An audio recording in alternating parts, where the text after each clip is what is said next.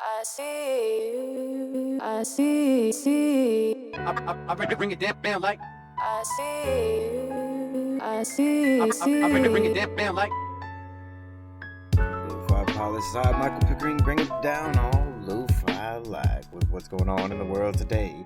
And today we're doing a bit of a summer recap, a quick snippet of headlines from the past 3 months that will likely be updating throughout all of season 8.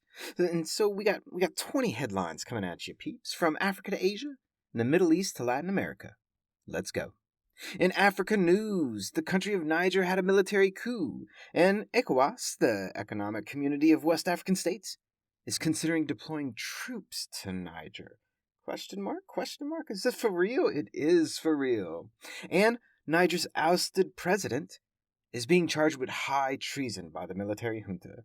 Eyes open on what's going down in Niger, my friends. And in other news, a Chinese ship was hijacked in the Gulf of Guinea, off the coast of West Africa, and the country of Sierra Leone pledges to fight piracy because, yes, pirates still exist in the world today. Yes, indeed. And updates in Sudan. Sudan's civil war continues, though no one is calling it a civil war, and nor is anyone really paying attention. And from Africa to Haiti, talking about Kenya sending 1,000 troops to Haiti, perhaps, to stabilize the country. The U.S. likes the idea, but everyone else is a bit cautious on it. But now let's swing on over from Africa and let's jump on over to Asia. And in Afghanistan this summer, the Taliban, now 2 years in power since overthrowing the government once the military of the West left, the Taliban has ordered all beauty salons closed, furthering taking away the rights of women in any way, any capacity that they can. 2 years now they've been doing it. Now, out in Cambodia, longtime prime minister, one of the oldest ruling prime ministers and leaders in the world of any country, Prime Minister Hun Sen of Cambodia, has resigned, and his son has taken his place, beginning yet another dynasty in the world today. This one's in Cambodia. Now let's move east on over to the Pacific island country of Vanuatu, where their government faces a potential vote of no confidence. Then the whole government could collapse. The entire political structure could collapse in a country of just over 300,000 people. Stay tuned to find out what happens next, people. And out in Thailand, the parliament is trying to democratize, but can't settle on a prime minister. Keep eyes on Thailand, my friends. In Pakistan, a former Prime Minister Imran Khan, who was ousted with the vote of no confidence, is now in prison. In a high-security prison. And also, Parliament is dissolved until new elections. There's so much going on in Pakistan, people. And in Malaysia, the government has made owning LGBTQ+ swatches a criminal offense that can get you up to 3 years in jail. What about in India? In India, Prime Minister Modi survives a vote of no confidence. His government continues. Now let's move on over to the Middle East, where Israel began stripping away judicial independence this summer.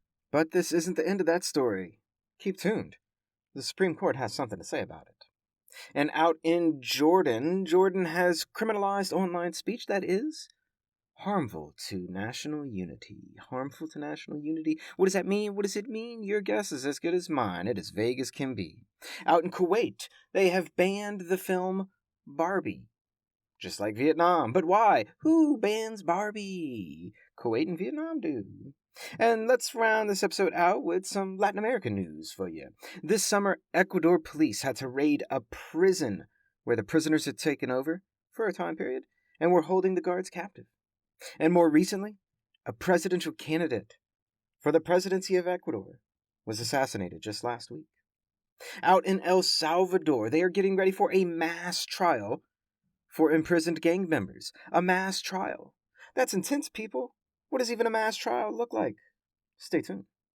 Now, in Bolivia, the government begins using China's currency for trade instead of the US dollar. Big deal, not a big deal, question mark? Oh, this is a big deal, let me tell you right now. And what about in Argentina? Argentina, the country voted in primary elections. Eyes open on presidential elections on October 22nd, people. Argentina is still in major economic depression. So eyes open on Argentina, my friends.